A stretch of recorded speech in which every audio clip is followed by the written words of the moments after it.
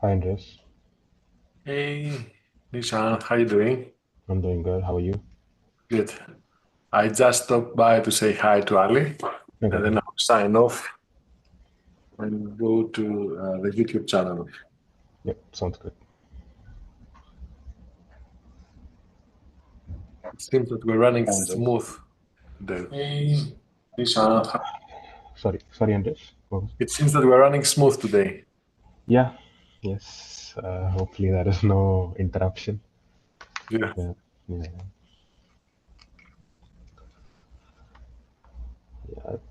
I don't know what happened last time. Maybe there was some signal issue or something. I just don't know. What was the issue? Did you could not start the Zoom? So the account that I used to stream the service to stream this meeting on Zoom, it doesn't have host privileges. So when both either of us exited because of some issue, like I had to log in again, give myself permission as a host, and only then I could do all of that. So it took some time to get it back online. I see. Yeah.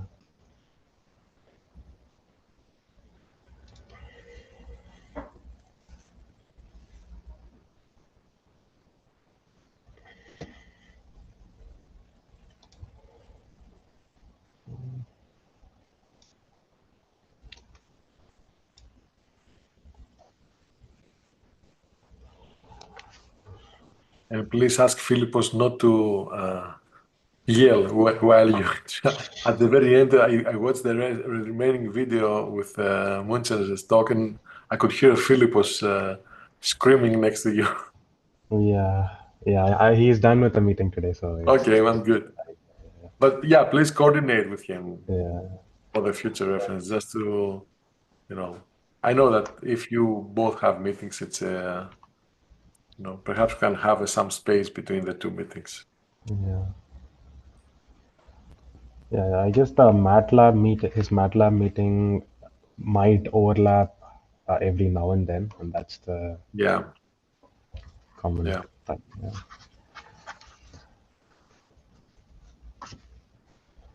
Yeah, maybe I should just stream this from home. That might be That's also easier. a good idea. I think, Yeah, yeah, you should consider if you have a good connection, yeah. or maybe from we can reserve also 208, the conference room that we have. Okay, okay. Yeah, I'll have to It's check. Yeah. 208. You can reserve this. You can get the card. Then every Thursday at 12 to 1:30 or something like that. I mean, Hmm. actually, give at least 15 minutes before the meeting, Yeah, like yeah. 11:45 to 12:30 or something like that. Hmm. That's quiet, and I think that might be more appropriate to do. Yeah, yeah. And if anyone even comes in and opens the door, I can actually hear all of that in the meeting. So yeah, that might be the best thing. Just Yeah. reserve room.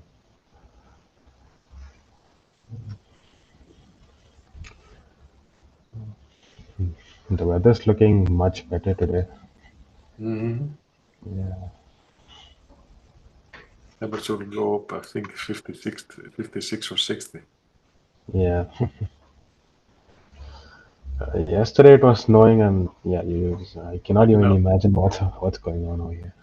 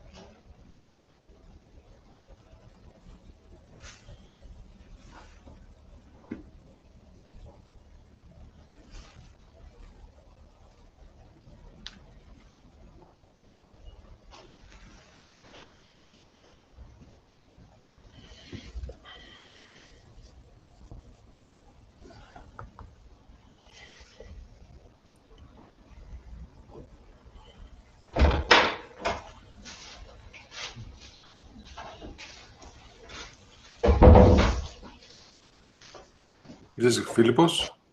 Yeah. You definitely need to reserve this 280. Tell him that he needs to be careful. Yeah, I'll just let him know.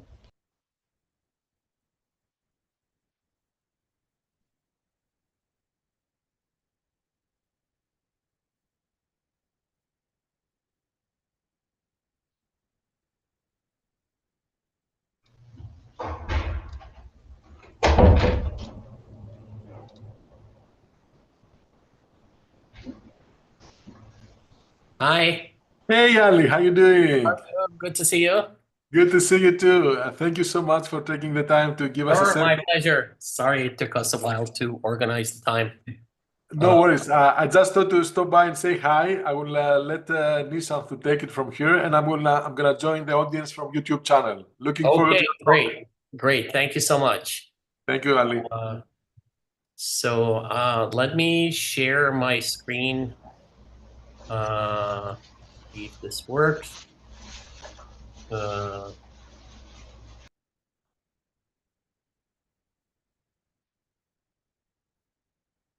you hear me okay? Yeah, I can hear you fine. Okay, I don't even know. Let's see. Did the screen sharing work? Because I'm seeing the Yeah, I can see your screen. but this somehow the screen is minimized. Let me stop share again. Share it again. Share. Okay. I wanted to. Oh, you know what? It doesn't have to be in presenter mode. It's fine. Let's try this.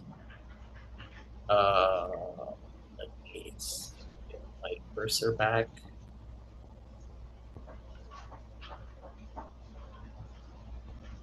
Okay, so this seems to be working. Yep. I just don't have my cursor, but that should be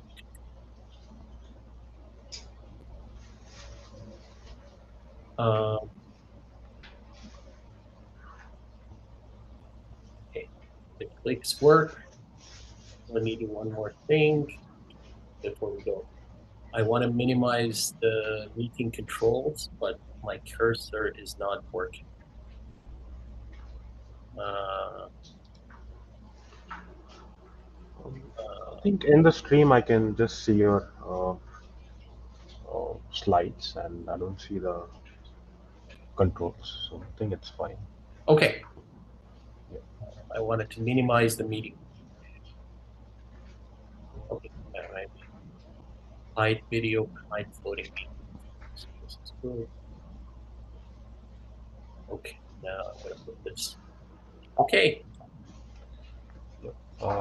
Thank you, Dr. Jadbabhai. I'll start with an intro, and then you could take over right after that. Hello, everyone. Welcome back to the DDLC seminar series organized by the IDS Lab at Cornell University. And today's talk is going to be about on the pitfalls of imitation learning, and it's a pleasure to introduce today's speaker, Professor Ali Jadbabhai. Dr. Jadbabhai is the JR East Professor and the head of the Department of Civil and Environmental Engineering at MIT, where he's also a core faculty in the Institute for Data Systems and Society, IDSS, and a principal investigator in the Laboratory for Information and Decision Systems, the LIDS. And previously, he served as the director of the Socio-Technical Systems Research Center and as an associate director of the IDSS. And he received a BS with high honors from Sharif University and a master's from the University of New Mexico, and he did his PhD in controls and dynamical systems from Caltech. He was a postdoc scholar at Yale, and after which he joined UPenn. And at UPenn, he held the Alfred Filtermore Fellowship in Network Science in the Department of Electrical and Systems Engineering. And he is a recipient of a number of awards, just to highlight a few. The NSF Career Development Award, the U.S. Office of Naval Research Young Investigator Award, the O. Hugo Schock Best Paper Award from the American Automatic Control Council, and the George Axel Best Paper Award from the IEEE CSS. And he's been a senior author of several student best paper uh, contributions and really prestigious control conferences like the American Control Conference, ACC, and the CDC. And he's an IEEE Fellow and a recipient of the Vannevar Bush Fellowship from the Office of Secretary of Defense. And he's also a member of the Bush Fellows Research Study Group.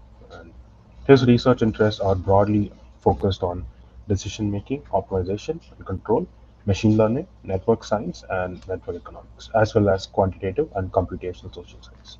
Without further ado, I'd like Dr. Jadbabai take on. Thank you so much for your kind invitation. Thank you all for being here. It's a great pleasure to be speaking with you remotely. What I'm going to talk about is the recent work of my student and collaborator, Max Simkowitz and Daniel Frommer. So Daniel is a PhD student in electrical engineering and computer science at MIT. And he's part of a student and part of Lab for Information and Decision Systems. And Max Simkowitz was a former postdoc at MIT, hosted by my colleague Russ Tedrick. And towards the last year of his postdoctoral appointment at MIT, Dan, Max, and I have worked extensively together. This is our latest paper, which we hope that it would appear in Conference on Learning Theory, COLT, this year. This is a fairly new result. It's the second time I'm presenting this work, so looking forward to thoughts and feedbacks. If you'd like to download this paper, there's a link, and also you can just scan the code on the screen.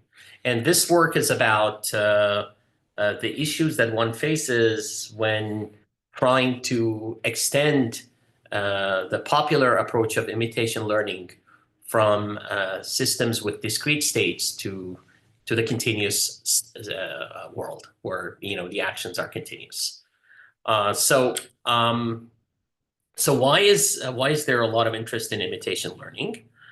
And well, there's been a lot of interest in learning from data, with huge success in a variety of domains, in using in computer vision, in natural language processing.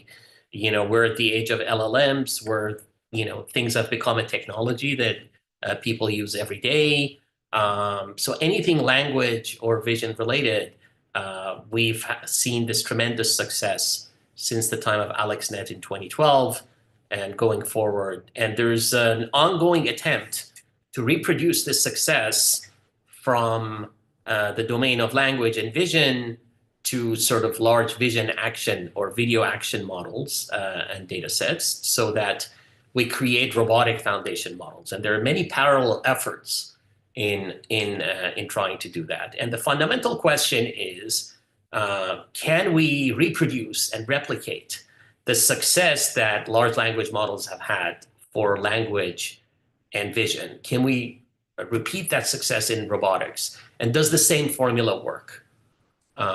Is the distinction between approaches just the mere fact that in one case things are discrete and the other one, the space and action spaces are continuous?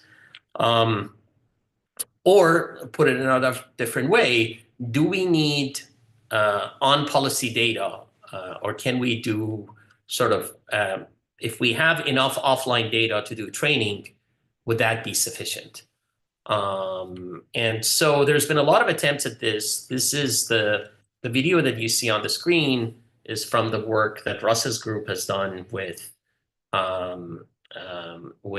Toyota in trying to use this framework of imitation learning, which I'll explain, to do complex robotic tasks that in using model-based approaches, it would be very hard to do. And the surprising thing is that these seem to be very successful, and also they seem to involve a peculiar way of extending sort of diffusion type generative modeling to this domain of generating samples in the space of trajectories and then creating control policies out of those.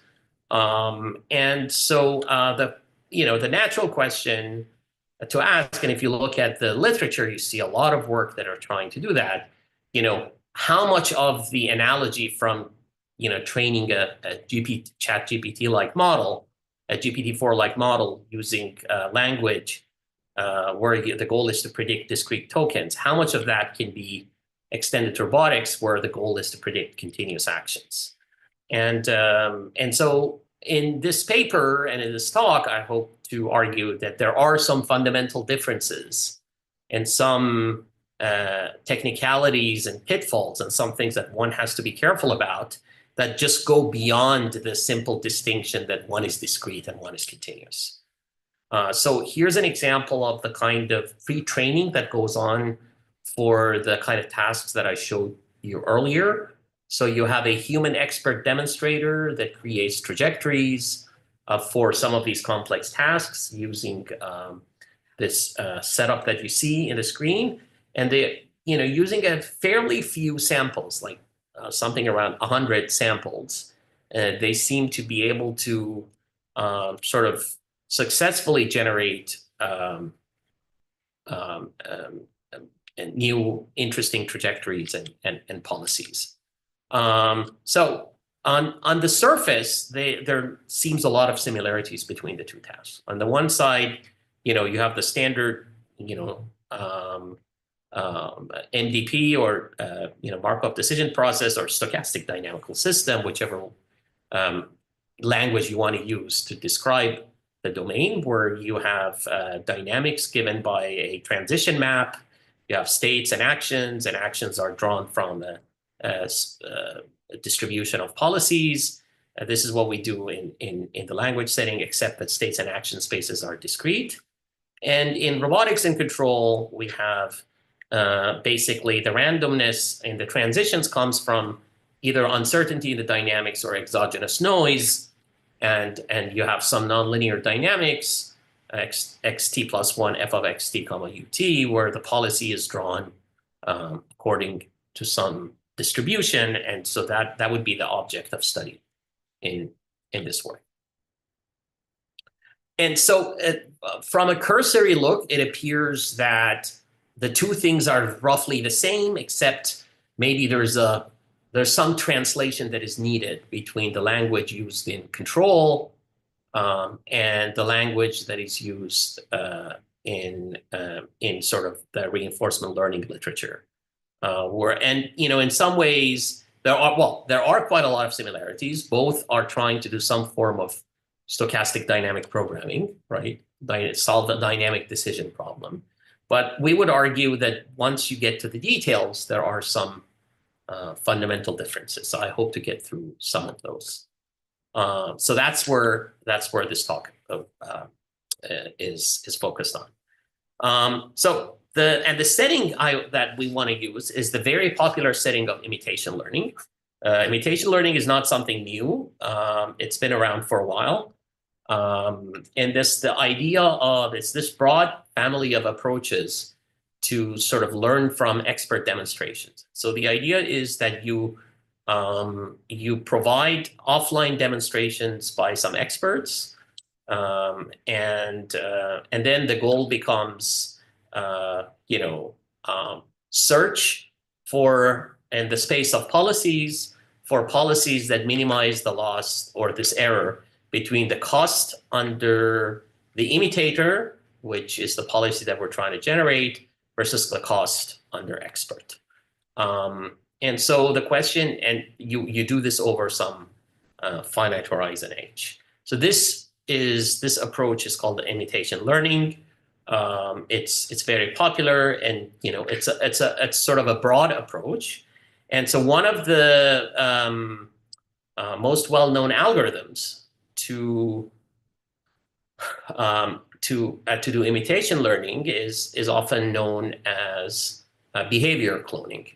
And so behavior cloning, it still wants to minimize this error, which is the cost incurred by applying the policy U to the system as measured by cost function C under the distribution of imitator policies minus the same cost averaged over the measure defined by the distribution of expert policies. And so the way you do this in practice is you turn this into an empirical risk minimization, similar to supervised learning.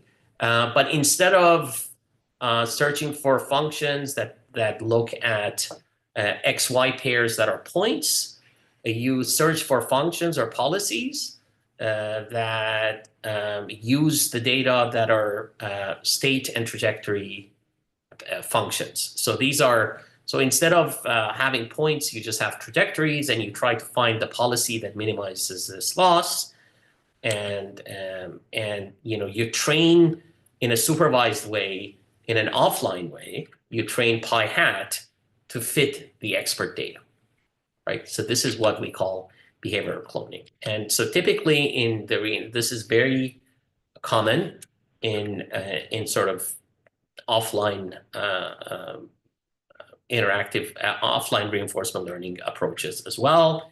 The losses are either, the L2 loss, often when the optimal policy is deterministic, so distribution is discrete, or a delta function, if you will. In a lot of discrete settings, the loss is a 0-1 loss. So you basically have the indicator function of when there's a mismatch between the policy of the imitator and the policy of the expert. So this is often used when the distribution is discrete. And when the policy is discrete, but there is a density for distribution of experts, then you often use the log loss. And in generative approaches, the popular scheme is the so-called score matching, where you try to match the score function, which is the gradient of the log of the density. So this has become very popular in various approaches in robotics, whether it's DDPM, DDIM, denoising diffusion type approaches. Okay, so what are some of the well-known issues with this type of behavioral cloning? And this is something, if you've worked in controller robotics, you're very familiar with this. This is the so-called compounding error problem. So suppose you have this dynamics, xt plus 1 f of xt ut, and you start from, and we're going to go with the RL notation where the initial condition is 1, not 0. So you have this expert trajectory pi star that takes elements from space of trajectories as in the state space, generates control line in the space of controls. So from curly x to curly u, and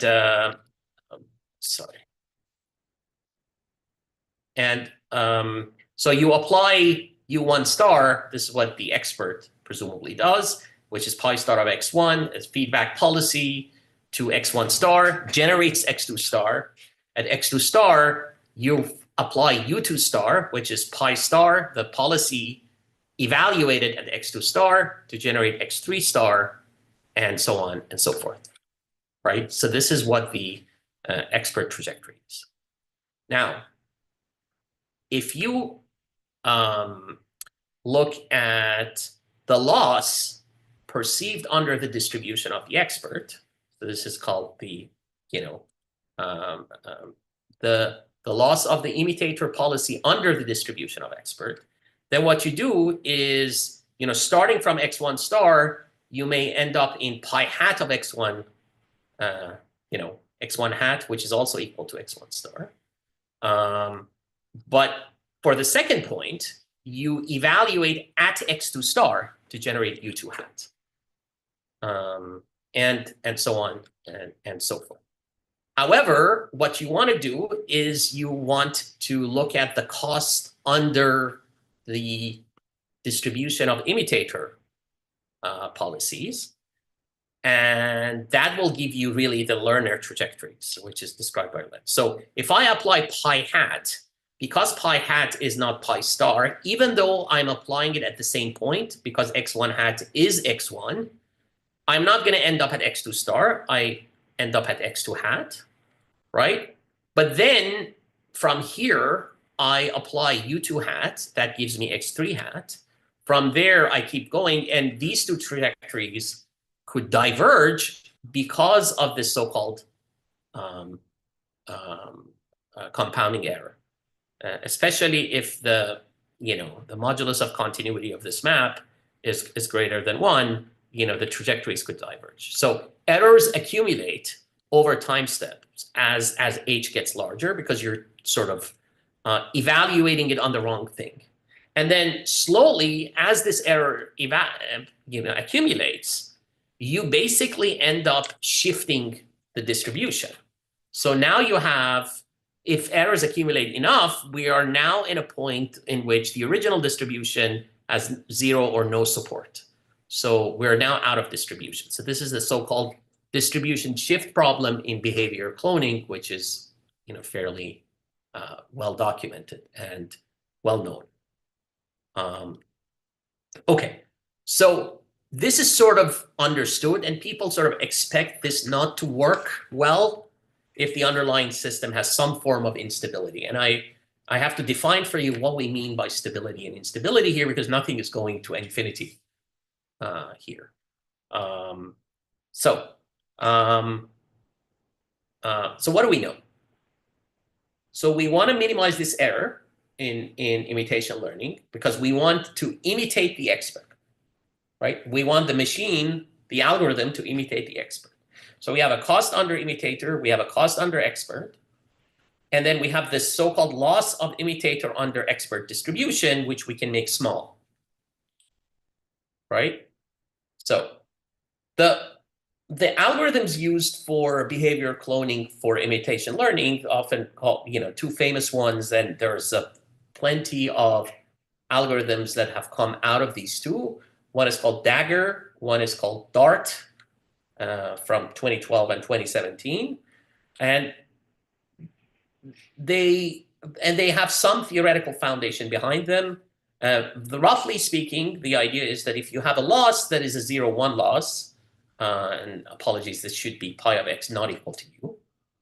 So you incur a loss when your imitator policy does not match the expert trajectory.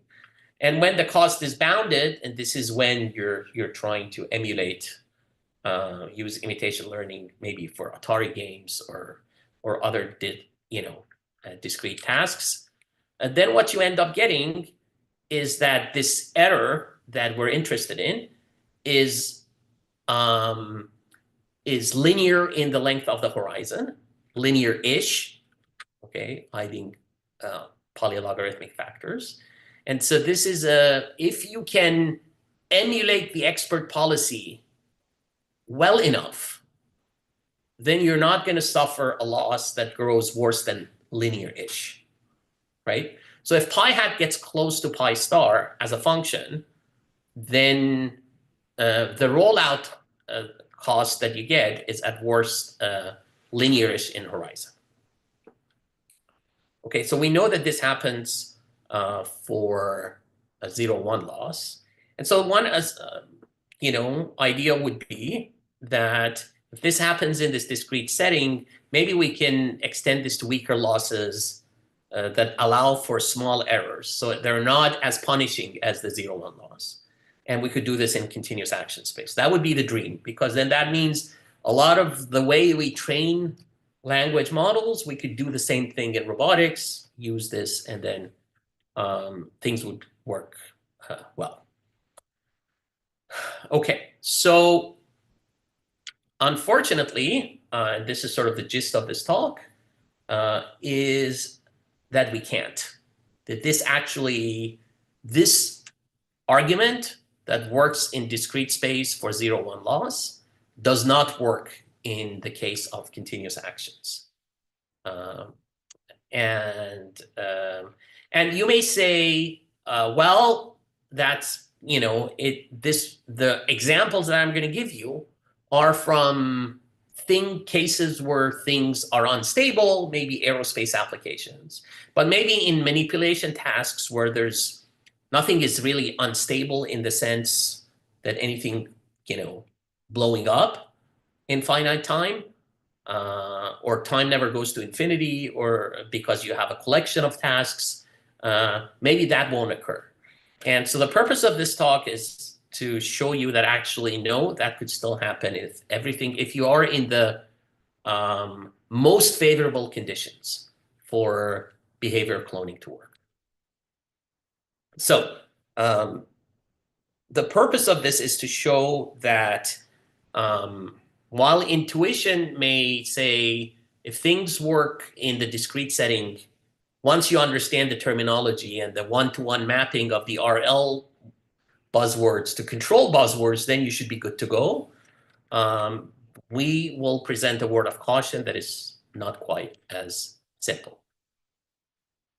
So the question is, can we create a setting where the error compounds linearly in Horizon for continuous action spaces as well?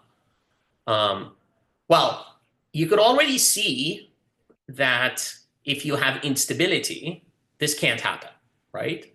That because if you have instability, then, you know, while you could have something that is 0, you have a small error delta. If this map is unstable, next time around, it doubles, and you keep doubling and doubling and doubling, and then you grow exponentially. So such a system would be unstable. Okay, so you can formalize this and say that there are imitation learning problems that are deterministic and smooth, so all the good things for learning, but are unstable, and for which all learning algorithms, no matter what they do, suffer a loss in Horizon that is exponential in dimension.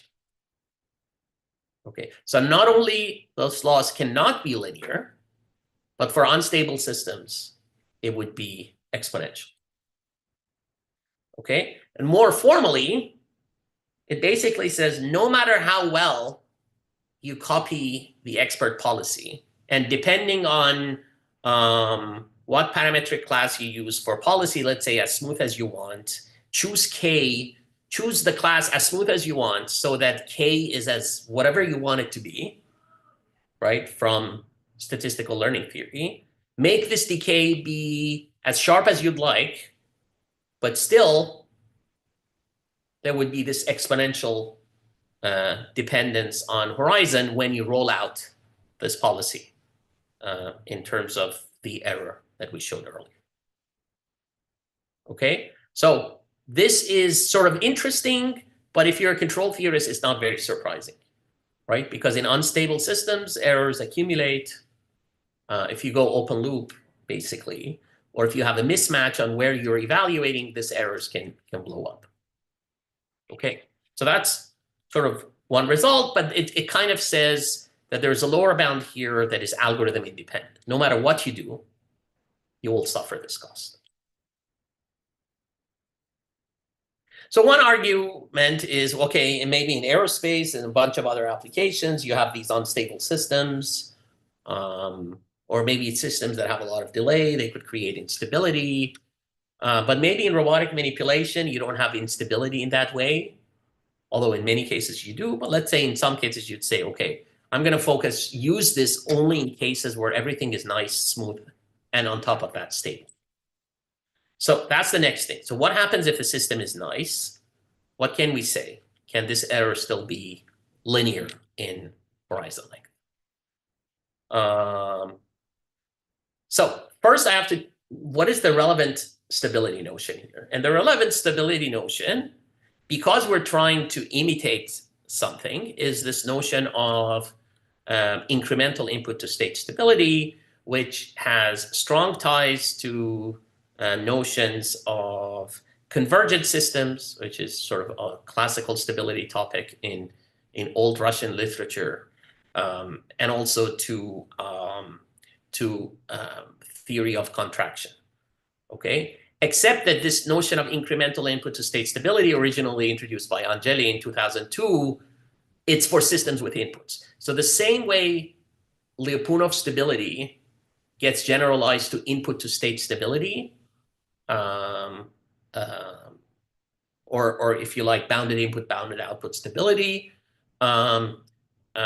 contraction generalizes to incremental input to state stability, because you need things that have inputs. And roughly speaking, what it tells us is that if the initial states are close,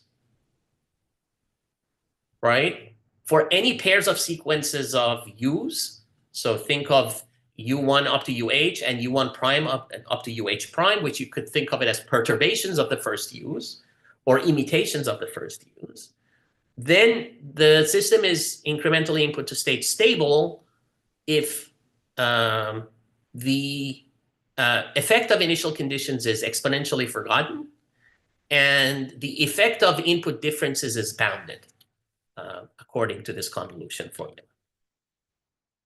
So we exponentially forget past states and inputs, roughly speaking. That's what this means. And so if you have a linear system that is exponentially stable, it will also be, and smooth, it will also be exponentially input to state stable. So as an example, if you start from zero initial condition and, in one case, and you have a stable system, in one case, you apply zero input. In other case, you apply a small input of delta, then after a while, the errors don't grow because of the stability of the system. And so your system basically grows in the order of delta.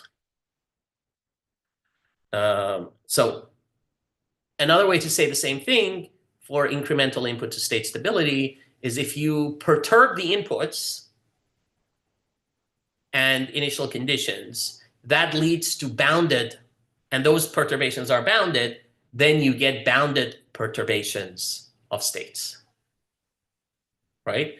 So it's a relative of bounded input, bounded state stability, but it's about perturbing around a trajectory. Okay, so this is a well-known notion, and there's lots of papers related to this and its variants, and there's large literature on contractions. How can you choose inputs so that the state is contractive and so forth? It's also related to, as I said, these convergent systems, which is, how can we show that a trajectory is attractive? The so-called Demidovicius condition going back to early 1950s.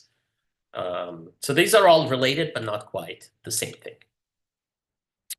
Okay, so a system that is open loop stable will have this property when you, select this, you add a bounded input perturbation, you get a bounded perturbation in the state. And this is what it means. In closed loop, you perturb the policy and you still get the same thing, that bounded perturbations of the input will result in bounded perturbations of the state. Okay, so now that I've defined what I mean by stability that is meaningful here, I can now tell you what a nice imitation learning problem looks like. Okay, so the simplest setting, the dynamics itself and the expert policy are deterministic. The dynamics and the experts are smooth as much as you want, and their derivatives are also bounded. So the first derivative, and the expert policy is Lipschitz smooth, so meaning that it's Lipschitz and its gradient is also smooth. And then the dynamics of the system that is unknown is also exponentially input to state stable, right? That bounded perturbations of initial conditions and inputs leads to bounded perturbations of states. So all the nice things hold. Right?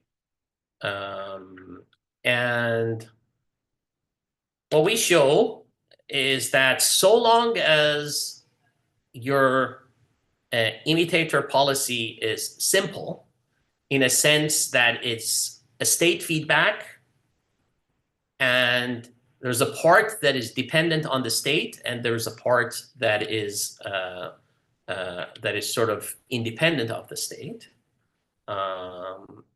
So state feedback policies are special cases of this.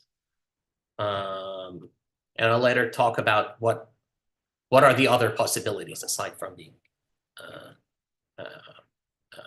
simple or in this particular way. So for example, if the policy is random, if the policy is non-Markovian, or if the policy is non-smooth, they don't satisfy this definition of simple. So this is basically saying I have a system that is unknown, but it's exponentially, incrementally input to state stable. The expert policy is very smooth, which means it's very easily learnable, right? From a statistical learning theory perspective, that if I have finite data, I make a small error in learning it. And so I can learn the policy fairly well, not perfectly with finite data, but fairly well. And both the dynamics are smooth, the expert is smooth, and the derivatives are smooth. So all the nice things that you can have. And also both open, this is input to state stable. Despite that, right, no matter how well I track the expert policy, and I can make this exponent, depending on the smoothness of the class, be whichever way I want. You tell me what k you want. You tell me how fast you want this error to decay, right?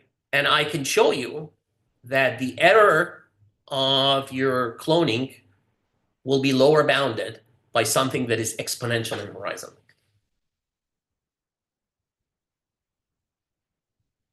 Right? As long as your policy is smooth, as long as your policy is memoryless, as long as your policy is Markovian in a sense that it's history independent. Okay? And this is for the simplest case.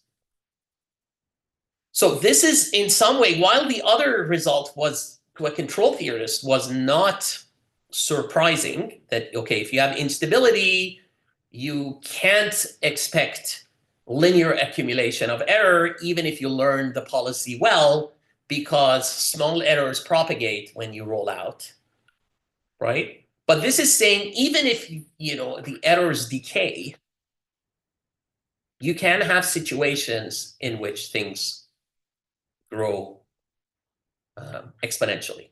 So let me stop here to see if there are any. I want to make sure everybody understands the formulation of what I'm claiming. Any questions? Yep, there's one question. Yes. Since actions in robotics are typically bounded, why do we use the general definition of the epsilon ISS stability instead of the BIBO stability, which seems more tailored to such cases?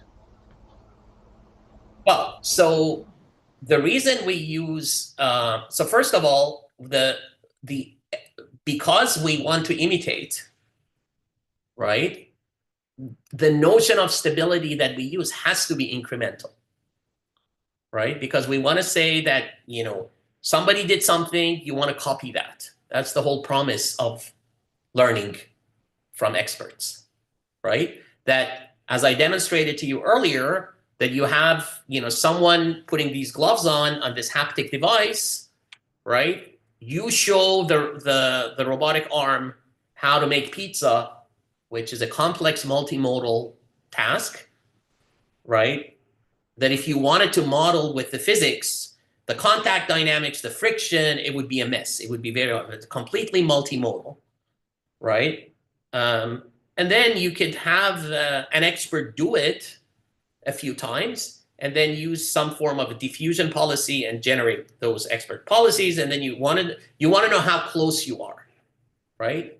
The point of the right notion of stability here is a notion of stability that says, if I perturb my input, my initial condition and inputs, my state will get perturbed in a predictable way. And if you have bounded input, bounded output stability for a linear system or a smooth nonlinear system, you will also get this as well, by the way.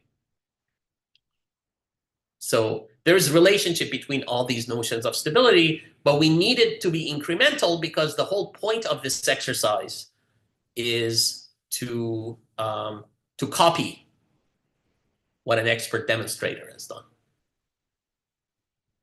Right? The whole promise of this approach is that you don't have to excite the system to do identification, right? You don't need to be the expert in the mechanics of the contact and to write down the non-smooth differential equations that you need to do, and to do this multiple Lyapunov function arguments or sliding mode arguments or switching control arguments or whatever we do in model-based robotics. The point is that magically you give an expert, time to create some of these trajectories, then boom, your system can copy it and it can work. And it does work in the discrete case in a provable way, where the error does not grow worse than linearly, modulo polylog factors, right? So that's the point. But the argument here is that even in the case where things are stable, this unfortunately cannot happen. So in the rest of the talk, I'm going to tell you why this is the case, and I'm going to tell you what happens when you, so assuming our results are correct, which I think they are, that means the only way to avoid this is to break the simplicity of the policy, i.e. to make it either time varying, non-smooth, or dynamic, right? Non-Markovian. Okay, so what this, let me just make sure that everybody can internalize what I'm claiming. The imitator can learn the expert policy up to small perturbations, but when you deploy it, the error under deployment can still grow, even if the system is stable. Okay? And the gadget that I use to prove this is actually something from linear control. And what we need for this is really a two-dimensional example to construct this lower bound. Because to construct a lower bound, you just need a counterexample, right? So we're going to have a system that is very easy, fully actuated. Xt plus 1 is AIX plus U. So we have a pair of A1 and A2. So we have two linear policies, K1 and K2. And the system is very nice.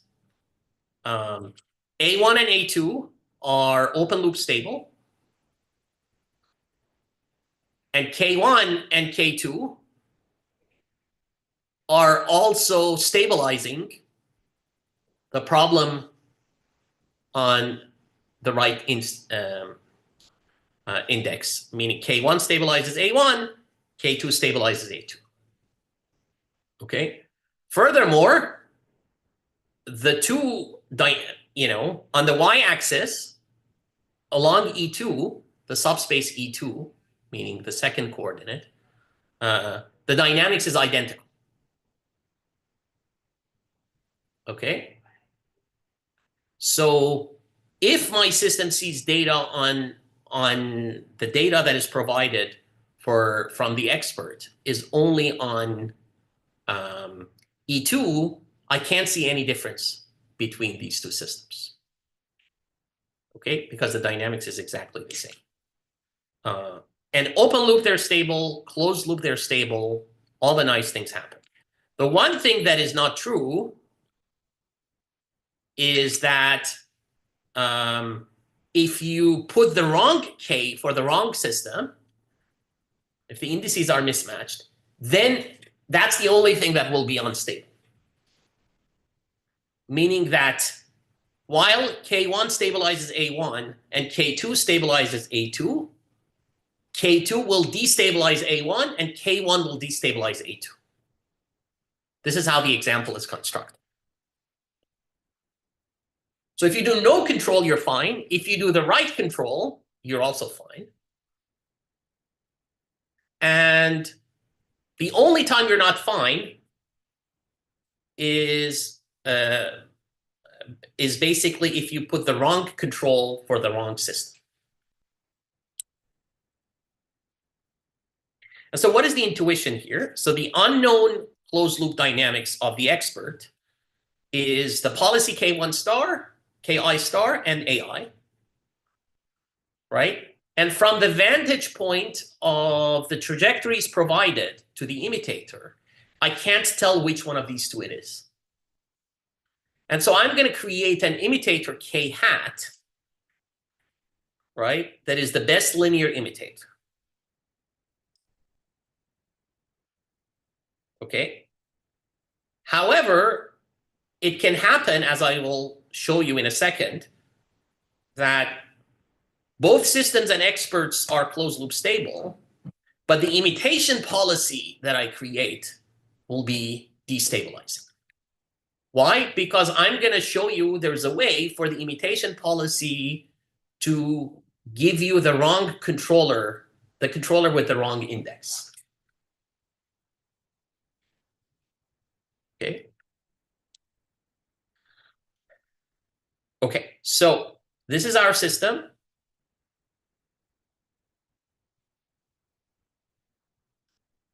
So you can have a situation because of this. If the imitator is destabilizing, then you have the system be open loop incrementally input to state stable in an exponential way.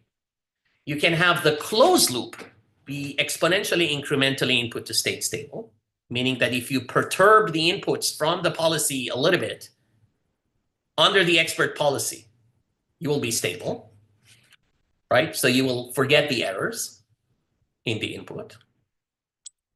However, when you apply this to pi hat instead of pi star, then the system would be exponentially incrementally input to state unstable, because that spectrum radius will be greater than.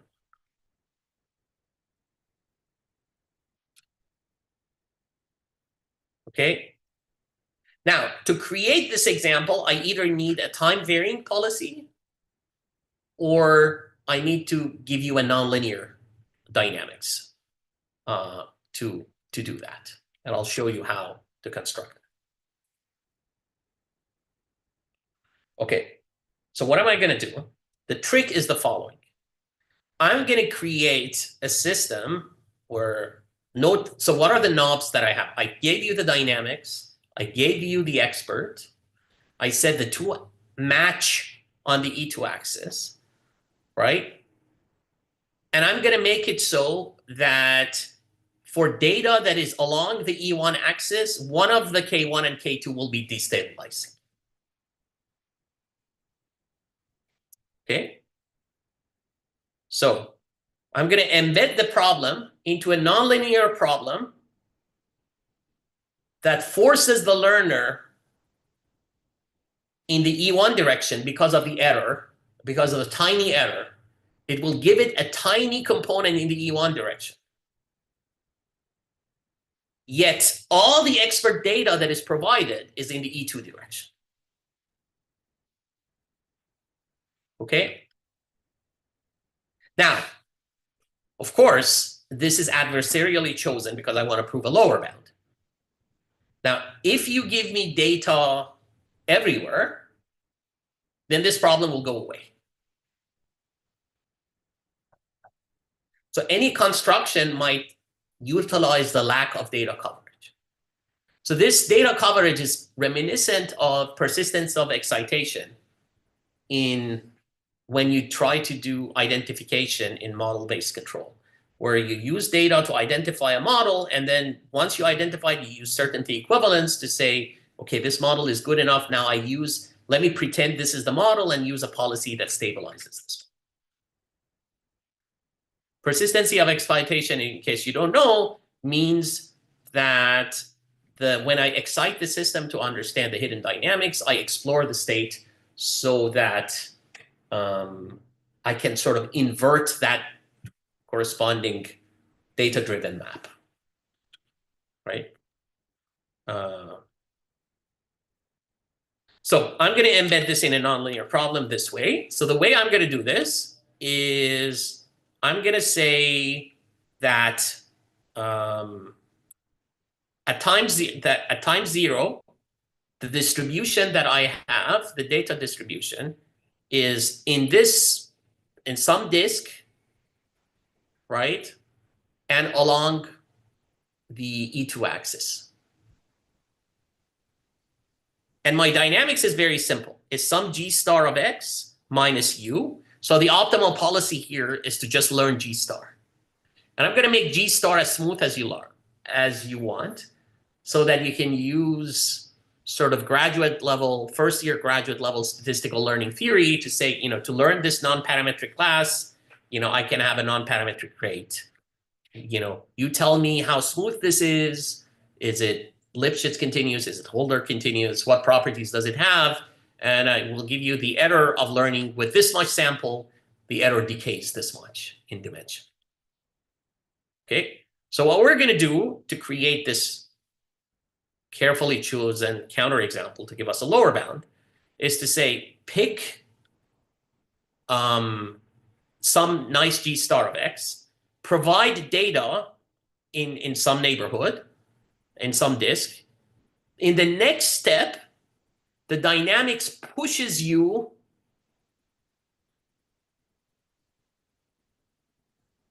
to along the E1 axis.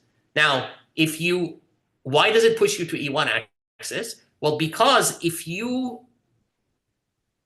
learn this with no error, you go directly to 0. Because G star of X, if you learn it with pi star, if you learn pi star perfectly, in one step you go to 0, and you don't even need the data along the E2.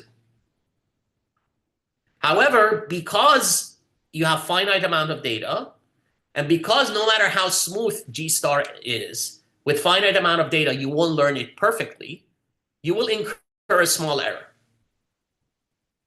So you will learn your controller pi star using pi hat. Pi hat is the learn controller. It will just make a very small error, but that small error will be enough to give you some component along the E1 axis. Then we have our linear dynamics, but the dynamics is identical on the E2 axis, right? And we have no data in our expert data provided that tells us how to recover from a point that is along E1 axis. And so you can make it so that when you use your standard arguments, you apply the wrong K. So your X1 would be this difference between G star and G hat, which would be very small, but it will have a component along E1 axis, and you will not be able to recover from that. And then from that, you get this error. So that's sort of roughly the construction.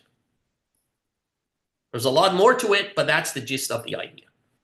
So what this means is that you can use this example to claim the following. There exists a family of exponentially, incrementally input to state stable systems. This pair of dynamics and experts with a bounded Lipschitz cost function C, such that there's an algorithm that takes state action pairs and produces an element in the distribution. So it gives you a distribution of actions, right? It gives you an element in the space of distributions that take states to distribution of actions, right? This would require a little bit of parsing, but this is exactly what randomized, policies do, right? And when you try to learn using, to clone the behavior of the expert with a pi hat,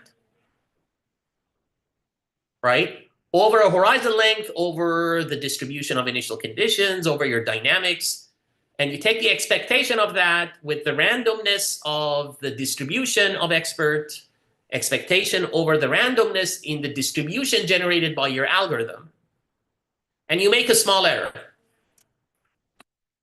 Okay. Yet, any smooth deterministic memoryless pi hat that tries to copy pi star will incur a cost that grows exponentially. So there's a lot of notation here, but all this notation is saying is formalizing what I showed you earlier, that there are nice dynamics that for which you can learn the policy perfectly well to incur small error. But when you roll out, the incurred expected error will be exponential in horizon.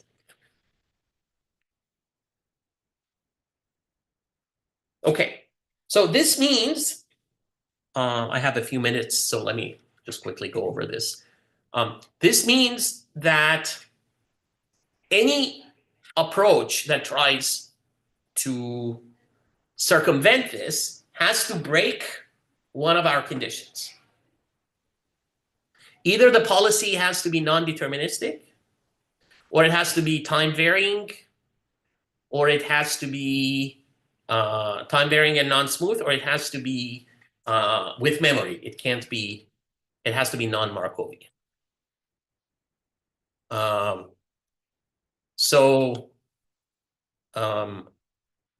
If the policy is non-smooth, you could do the so-called concentric stabilization. If the policy is non-deterministic, you could create what people call a benevolent gambler's ruin. If the policy is non-static, then you could sort of do interactive learning or online society. So here's an example, just to show you as a stylized case. So you have a scalar dynamics. Xt plus 1 is rho xt, except that this rho is multiplied by some factor c that is either -1 or 1, and you don't know. So there's no linear feedback policy that stabilizes this for both choices of c. If you knew what c is, you could, but if you don't know. However, so anyway, I'm not going to go over the proof. It's very simple. If you write it down, you'll see. Right? So there's always a xc that makes it unstable. But if you create a time varying policy that basically tries to cancel the sign, so you do rho if t is even and negative rho if t is odd, then that would always stabilize. So there's a deterministic policy that is also not time varying, but non-smooth around 0 that could do that. Okay. And then what this makes is that, the absolute value of x will decay with a factor of rho squared to the -k. Again, if you write it down, it's just a simple calculation. You could see it. So this one is non-smooth. You could also do a stochastic policy. So you say with probability 1/2, I do one. With probability -1/2, I do another. And then you can show that the probability of the state being not 0 decays exponentially fast. Okay, but this with our definition is no longer simple, because you have to add randomness, and there's a part that is independent of x. And if you look at sort of the kind of things that these diffusion policy stuff do, actually they do this kind of work. policies. They're not simple. They create, there's inherent randomness, and they create these multimodal policies. So there's things related to this that are called action chunking that we describe in our paper in NeurIPS from last year. I'm not going to get into that. Bottom line is, if you want imitation learning to work in the continuous world, the class of imitator policies has to be much more sophisticated than the class of the expert. You can't assume that it's in the same class. Otherwise, because of this lower bound that we showed, things don't work. And you know, there's hope for diffusion type policies. Stochastic multimodal policies can have benefit in imitating deterministic policies. That's kind of the robotic examples that I showed you earlier. They were doing this.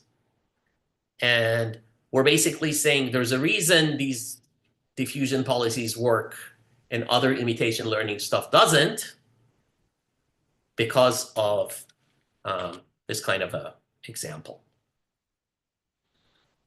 And so that's where we're going to see, you know, what are other benefits of these generative models. So let me stop here, because I think I'm out of time. Thank you for your attention. Thank you so much, Dr. Jadbabi. There are a couple of questions that I'll just keep. So the first question is, does the theory take into account the inaccuracy caused by imitation learning models? Yes, that's precisely why the pi hat is not equal to pi. But we are saying that even if you learn because of lack of infinite data, your pi hat is close to pi. Because this model doesn't allow you to get feedback on the fly, right? And it's offline. You could still get, as you roll the policy out, you could still get exponential in horizon compounding error.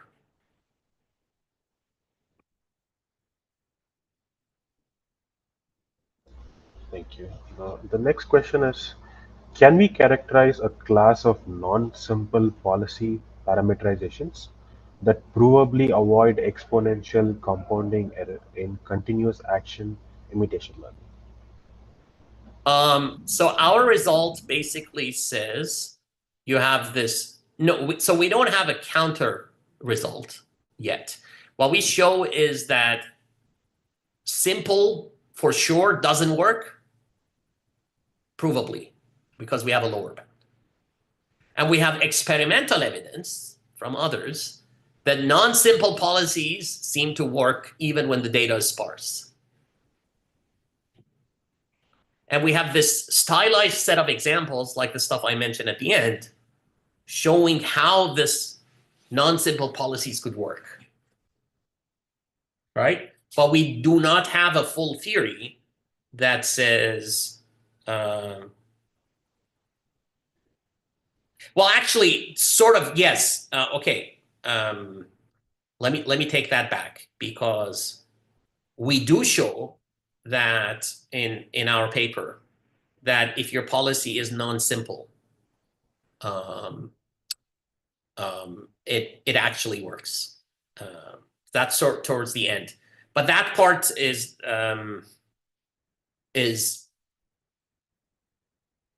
I would say its exposition still needs work. We do prove that when you do non-simple policies with action chunking, you could actually get things under control. But it's very messy. So that's why I chose not to. It's hard to explain it in 1 hour. And if you read the paper with its appendices, it's very long. But I would say the paper has really 2 messages. I chose to emphasize the negative one of that simple things, which is what you would hope, would not work. But there's a positive message in the paper as well, which is that these policies that involve chunking things that have memory or have non-smoothness or have time-varying components, they can actually work.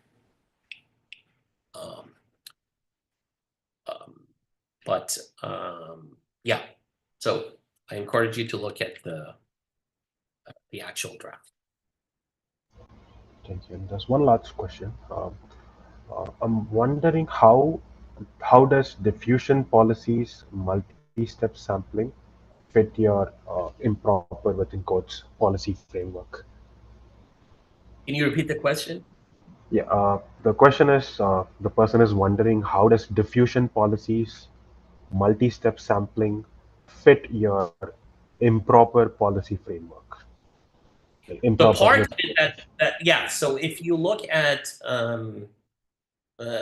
sort of multimodal conditional diffusion, that's the part that actually fits our policy. So that's one thing. The other thing is the policies created by diffusion, they are randomized to begin with, because you are basically, the idea is you get them from a distribution, right? You create you say these are some samples, give me new samples from distribution using a neural network to give you the guidance function, so to speak.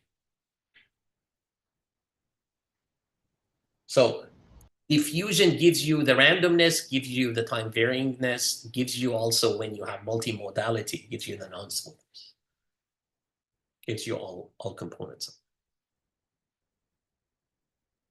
And if you think about complex robotic tasks, they have to be like that, right?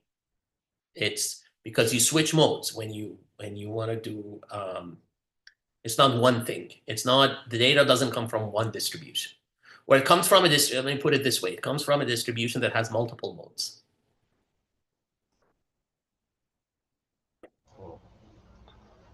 Thank you. There are a couple of more questions. If you have time, I can ask them. Let's see. Bear with me one second. I have another meeting, but I can stay. Give me 1 second. Yeah. Push that.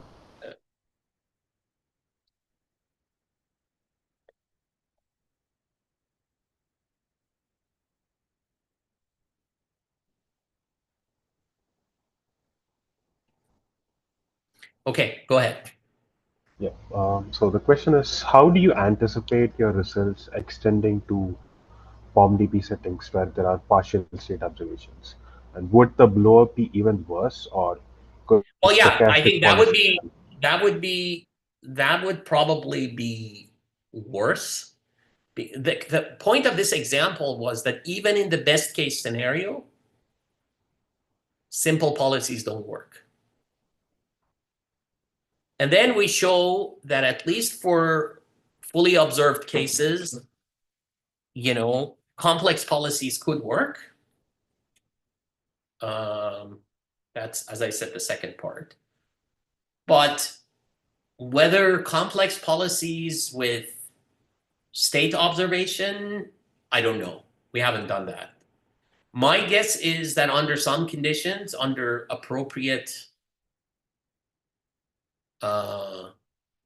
notions of observability that are strong enough, if the cost is observable, the system is observable, then I could see that this working for non-simple output feedback policies.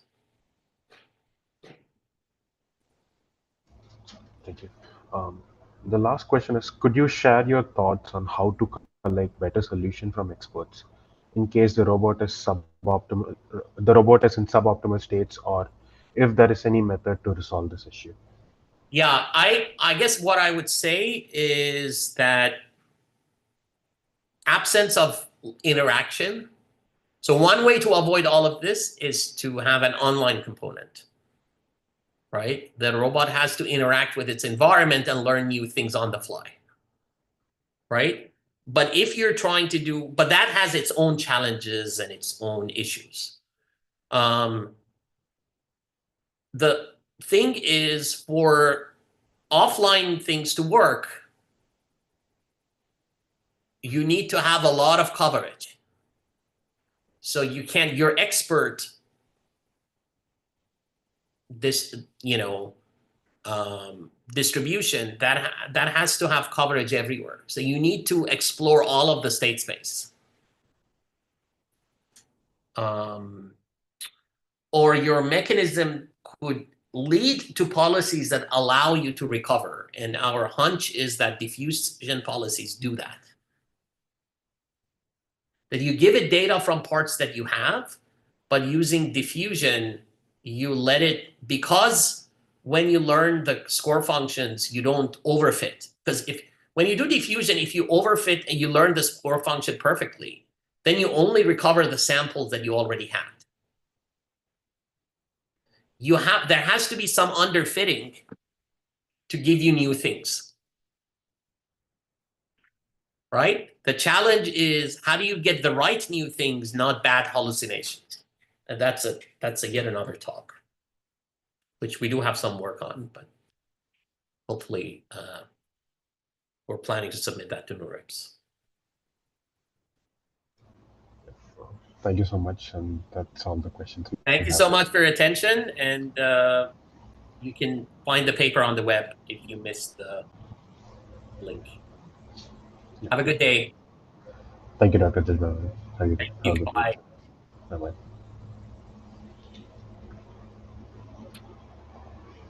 All right, everyone. See you next week.